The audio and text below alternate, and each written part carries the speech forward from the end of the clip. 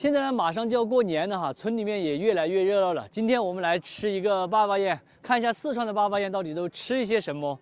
这个柚子树上面结了好多的柚子，因为没有人管理，掉得满地都是，都没有人要了，真可惜。我们家的这个灶包丸就是到处吃东西。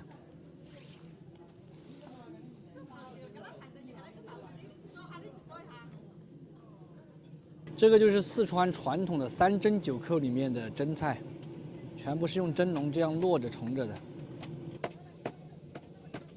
这个是新9大碗里面的烤鸭，以前传统的9大碗是没有的。口水鸡已经全部都装好盘了，给大家看一个近景。冷吃的兔肚，在四川的话也叫口口脆，以前我拿来做过水煮的。白灼虾，这个是啥子汤头喽？ 淋黔鱼的，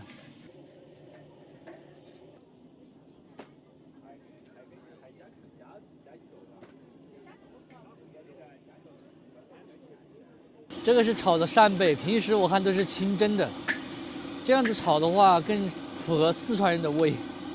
这个颜色看起来有点巴适哈。开始陆续上菜，马上准备开饭了。第一道菜就是这个烤鸭，鸡蛋干拌的肺片。 口水鸡第3道菜，第4个的话是兔肚口口脆，这个小朋友已经提前啃起了。第5个白灼虾，第6个炒的扇贝，第7个是竹笋烧的牛腩，第8个是紫姜壳焇儿，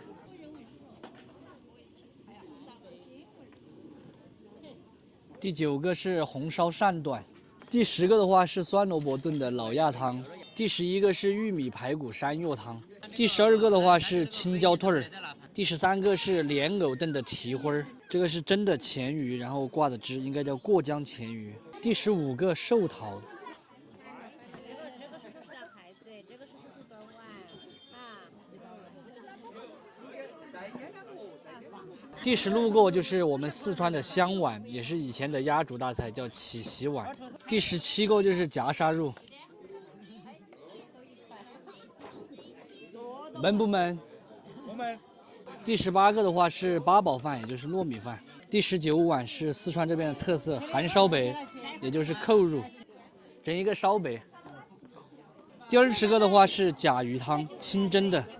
吃饱喝足了，这个小朋友还要拿点水果在手里面摇摇摇。建筑母，你喝酒没有？这样喝没有？吃饱喝足，等一会儿晚上过来吃晚饭。